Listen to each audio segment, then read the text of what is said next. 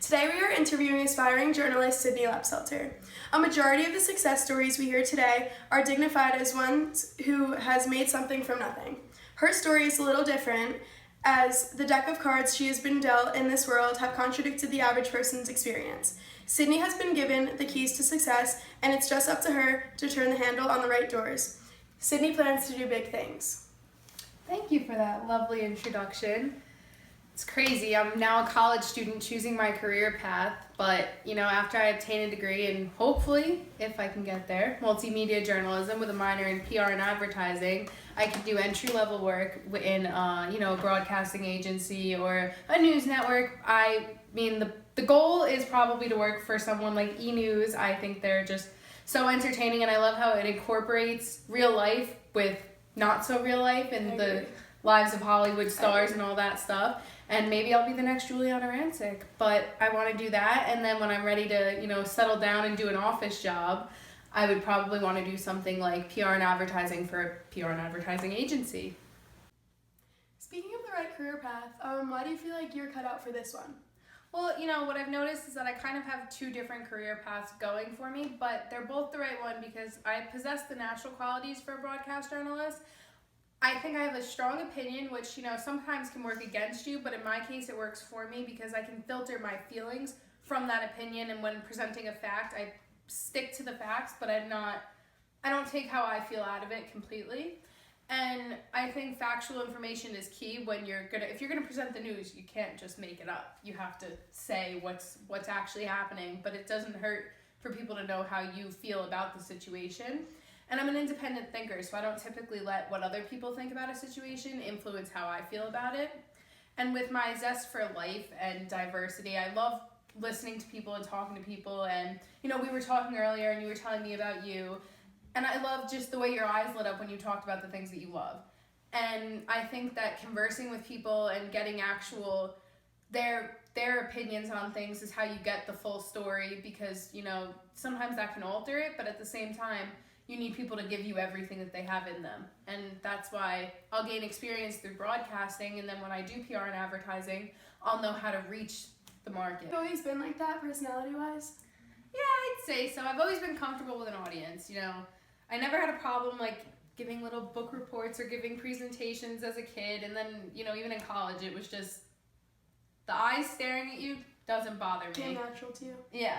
So I would host the That's So Sydney show. Did you ever see That's So Raven? Yeah. So I just replaced her with myself. And I put myself in there, and I would do that in my kitchen. And then that's when I decided, I would get into theater as a tween. And theater wasn't so much my thing. Once I got to high school, I was kind of over it. But I didn't mind the performing aspect. And, public speaking, I just think of it as a convo with a lack of response. Because, when you're presenting, a group of people are not just going to openly talk back to you, but you just have to be comfortable with people and yourself and embrace the ideas that you think. And when you have the ability to share it with a group of people, do it. And that's how I look at it. And that's important for broadcasting as well. And, PR too, because, when you give a pitch or things like that, I think that's going to help me a lot. Yeah, agreed. You seem to be very in touch with yourself. So how are you when it comes to working with others and forming new relationships?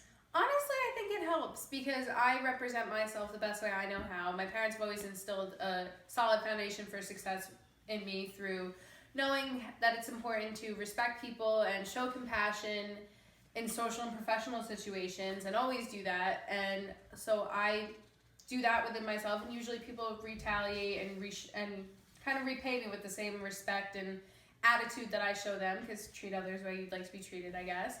And this is important with networking connections, because networking and connections are the best way to get anywhere you need to be. You never know how a person may be able to help you. And of course, it's not good to use people, but utilizing connections and embracing the different things that people bring to the table are very important.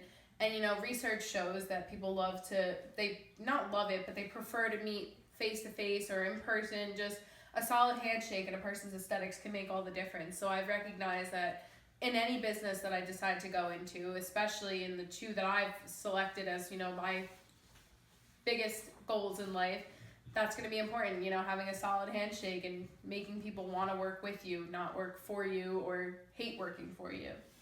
Did you find your interest in PR and advertising? I think my interest kind of stems from what my parents did when I was a kid. My mom always owned retail stores, and what I noticed from her was that she would incorporate what she liked, but wouldn't let it overkill what the customer liked. So she kept very up to date with trends, and even if the trend was vintage. And you know, the wants and needs of a customer is more important than the wants and needs of a buyer in terms of business. So I always acknowledged the way that she conducted her business that way, and, you know, was very accommodating to customer preferences and the way she did her business. And as for my dad, he was a sports and entertainment agent, still is, and what he did was he would, you know, be very professional but develop personal relationships at the same time, which I think is really important in any business, because again, business is business and you have to keep your relationships separate. But the way he did things was, you know, you showed people, like I said, you treat people the way you want to be treated. So he never did wrong by anybody, and people would repay him with favors, and he was able to come up with these awesome deals that it was just like, wow. And, you know, he was a small boutique agency and he still pulled it off. So I think that's kind of where all my interest stems from, and the way that I conduct myself in professional situations. Other experiences have influenced you? I mean, besides my parents, I've been introduced to a lot of people, and, you know, a lot of influential personalities that may be deemed as celebrities, I guess, depending on what you're a fan of in terms of pop culture and all that. But I've learned a lot from these people, and like I said, I derive a lot of the things that I know from talking to people and getting to know their stories and their experiences. And what I've noticed also is that the more I see, the less I know, but the more it makes me want to learn. So, you know, I've traveled a lot, and not to say that I've, you know, been around the world in 80 days, but I've been to a lot of different places and heard a lot of people tell their story, and I've learned a lot about different cultures and, you know, different languages too even. And I'm not bilingual by any means. I'm not trilingual. I speak English, that's just about it. Even I struggle with that sometimes, but you know, you learn a lot from people and from seeing things, and it's even the small things that you don't realize are going to make a difference, but you find yourself thinking about it when you come back from a vacation or some kind of experience, and you're just like, wow, I can't imagine if I had to live like that, or wow, I wish I lived like that. And that's given me kind of the drive to create a life for myself and create my own success so that I can live the way that I want to and be able to help my family live that way as well. You sound like an employable candidate for any agency or network with a strong work ethic at such a young age that combines your personality with professional attitude, which are the makings of an optimal employee. Being presented with experiences and diversity throughout your life has provided you with an appreciation for people, especially those in the entertainment industry, clearly. Thank you. I mean, that's why I plan to do the things that I plan to do in terms of broadcasting and then eventually PR and advertising. And I say I want to retire to PR and advertising before retiring to Boca Raton, but it's not retiring. I just want to get the most out of this life and the things that have been presented to me, and, you know, do those things with dignity and compassion and all of the things that my parents have always instilled in me. So it's important to me that I do this successfully, and I'll receive my degree first in broadcasting, and like you, as we talk about, you know, with a minor in PR and advertising. And I love these things, and I think that they're all great things that I can incorporate and learn from one business to the next. So best of luck to you as well. Thank you so much, and it was great having you. You as well.